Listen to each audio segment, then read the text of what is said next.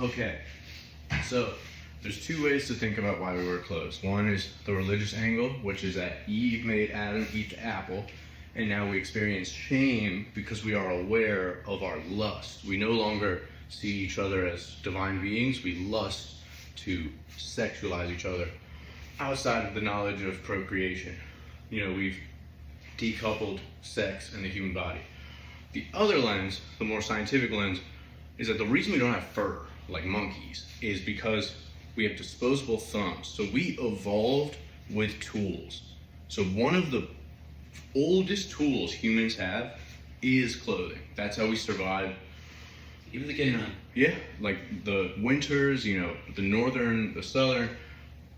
Eyeglasses, like some of the first things we did with these hands, these thumbs.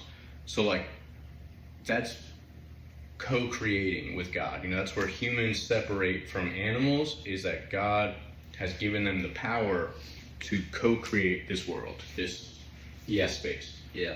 So when we start using our hands and stuff, we're farming, we're doing all this, we have towns, we have societies, and people are basically given this duty to make the clothes for each other. So you have the farmers getting materials, and usually the women would be making stuff from that, you know?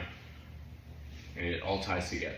Because from this point, you stacks. So everything, and this is very relevant, everything comes down to materials. God has the map, right? And there's a finite amount of cows that can make the leather. And on the cow, there's a finite amount of the hide over by the neck where you like to pet it. That's the best part of the leather. So like, you know, the majority of slaves were picking cotton to make clothing. Think about that. And why do people kill each other now in the hood? To buy Jordans, to buy Balenciaga. Right. So the majority of slaves were to pick cotton to make clothing. So like, that's the status thing here. This is going back thousands of years. Like, the kings and the royalty and all these different people, the number one way they'd kind of differentiate themselves was their clothing. And even like, if you're at war, it's like an NBA team. Like, you ever played pickup and too many people are wearing the same shirt? Yeah. And it's like, you don't even know who's, so it's like, we literally use it as a functional way to signal who we are. You know, so if you had the red armband in World War II, people know that you're a German. Right. And if you have like the, you know, US flag, people know where you're coming from. It's a way to send a message without speaking. It's identity, yeah. Like, think about how animals do like different things to like square each other up, figure out who's a predator, figure out who's like prey. So it can be a mating call, it can be all these different things. You know, it can get people laid, it can get people shot if they're wearing the wrong color. Like, hey, that's true. Yeah. So it's big stuff. Yeah. Okay. So then we get the factory. So by the time we get to the factory, which is this happening in like Italy, we have, you know, Ferrari is making engines, you know, for lawnmowers and stuff. If you work for Alfa Romeo, they're making these first ever kind of buildings where you have a bunch of people working on like machines rather than picking the cotton. Now we're like the cotton gin, you know, so now it's about machinery. So what's happening there is that like basically the people who have the power are now sort of, it's not just that they get the best materials, it's that they control the entire flow of materials. And the best example of that, and that's why I go to the zipper, is something Palmer is very aware of, Palmer Luckey, is that when a country goes to war, everything belongs to the military. That's what we pay taxes, you know, at the end of the day, like, y'all can chill, you know, y'all are good, but if shit hits the fan, all our bases are the government's. So like, one of the sort of like, I guess, driving factors in the fashion we wear today is from the military. So much of like the stuff we wear. Yeezys, a lot of what Yeezy's doing feels. I mean, it's not just that though. The jackets, the zippers. Yeah, exactly. Like the the zipper is a front. Yeah. So the zipper came out in German. There was a British guy, and he was coming up with different things, and the Germans figured it out. Now the Japanese have it. Zippers are very complicated shit. In World War II, the zipper was such a luxurious thing that every factory became a military base except the zipper factory. Because before that, you had buttons. So if you want to close anything, you had Yeah, one by one by one. By So one. the zipper was Buttons. back to like the status thing. The zipper now. So now instead of material, it's innovation. Yeah. That's really big. It's Right. really important here. That instead of just having the finest material, your ideas now are more important than the materials. Big stuff. So, like, with people who are like referencing military, there's like a really good Kanye tweet. It's hilarious to me when people show me a hoodie and they're like, look at this original hoodie, and it's like, it has a hood. You know, cars have wheels. Like, there's no original. We're interpreting stuff. So it's like, right now, the Yeezy, and now we're gonna get into, this is all very relevant to what we're doing now, like logistics and how products work. So they just dropped 2 new shoes. There's the military boot, and there's this bag. Still saw these, yeah. So this is, a British military shoe. But the Margiela Gap is the German army trainer. Right. When we saw so many Gaps. The thing about the Gap is it is better than anything Nike could drop. Why? Because it has nothing to do with, like, money. It was literally like, we need to win a war. Literally, that's why the shoe exists. It was like, how do we win a war? And it's better than anything Kanye could come up with, in the sense of like, this is an empire, like designing a thing. And this I'm starting to understand where you're headed. Yes, because Kanye's not in the factory making the shoes, and a modern person is modern art is very aware of that.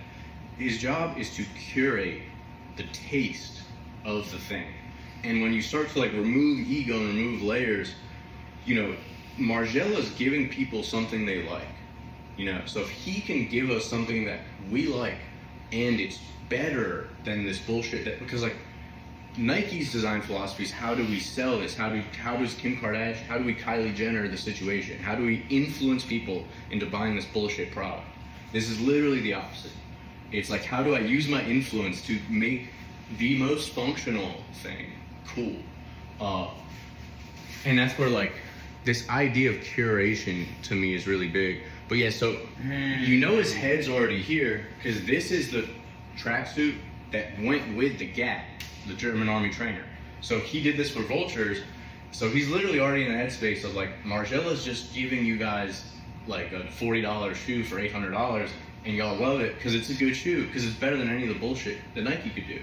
So very obvious to me in retrospect, now that he has these British army trainers instead of the German army trainers, the bats instead of the gas. He's Batman. That his head's been here for a while. So last couple of things. So internet. So basically now, the thing I feel like all of fashion is doing, all of high fashion is doing, or at least aware of, is we're all idiots, right? Because we kill each other as a species, or we are jealous of each other, we yell at each other, we're mean to each other over the logo, and we literally, back to when kings had the finest materials, we judge each other based on who has the better one. Yeah. And I mean, when we were kids, if you were wearing Gap, people were making fun of you. Yeah. If you were wearing anything like Old Navy, people were making fun of you. Yeah. Continue. And that's funny. This Gap jacket is this world of fashion. This jacket's a good example. I'm wearing this inside out too. This is a perfect example of we are in a situation where we're hallucinating. We don't understand reality at all. We're really deep in capitalism and consumerism, where we think people are more valuable because they're jacket. So the future of fashion isn't buying the Yeezy trainers. Maybe it is because it's the easiest way to get it, but it's no, just like go to the thrift store. Just like you find all the military made millions of pieces. I have like 20 Saint Laurent ties that the French military forced them to make. That's better than any tie I can get like at the mall. So this like curation thing I think is really big because one, we're fundamentally not really designing products. And when I say we, I don't mean us, I mean humanity. We're just past that. You know, like someone, until we're Everything's getting repurposed. Yeah. Everything's repurposed. Like to make denim, someone had to literally like make a machine that can deal with the cotton. So like until we're doing that shit, what we're really doing is getting the best stuff we can to the people. So what gives us like the biggest leg to stand on is not how do we Kylie Jenner the situation. It's how do we like find designs that are like functional, right? That are good, that are meaningful. Like this bullshit right here that someone's dad would wear. I'm not getting any pussy in this. Nobody's getting any pussy in that. Zero people are, and if you can't get pussy in it, then it doesn't work. But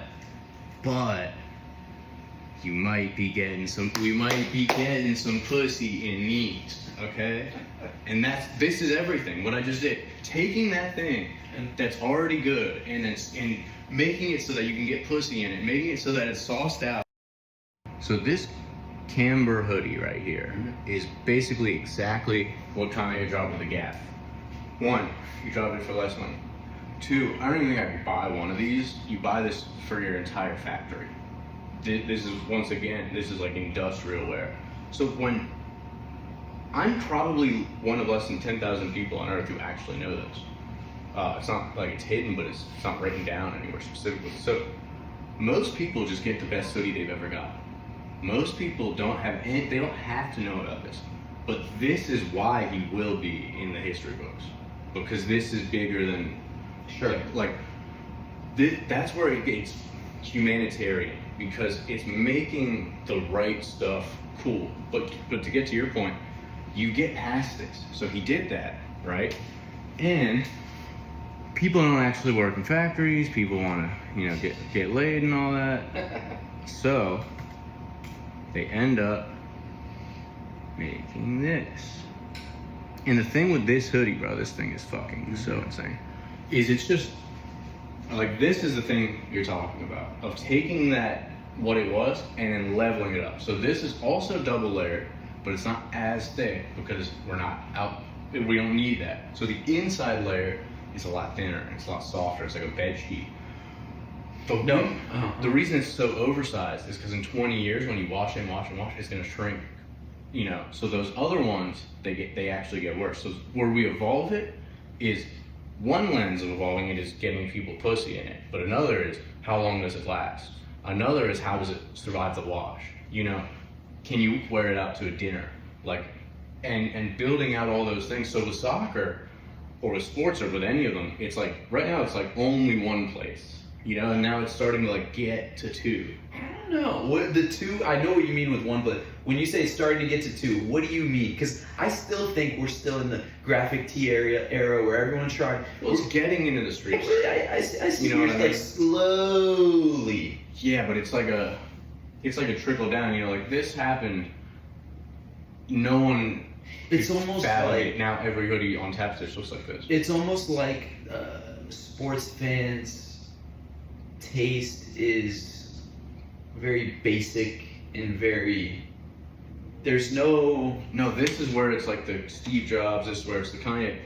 No, it's motherfucking companies aren't putting the right stuff in front of people, so we don't know what we want anymore. But it's like for me, the sports fans will buy the fire stick. It just needs to be in front of them. It needs to exist. I would have bought that Camber hoodie. This is the curation thing. It's all Nike's fault. So anyone could have gotten, look, Yeezy Gap blue hoodie, size large. How much is it gonna be? It's gonna be too much fucking money. Size large is gonna cost me $215. I can get the exact same thing on that Camber website, literally right now. Right. So that's that's the problem. That's the sickness we have as a culture. But what's so wonderful is that because Camber doesn't have a $4 billion marketing staff, because the British military doesn't have a marketing team, we, the people of the world, don't actually know that we can engage with clothes like that.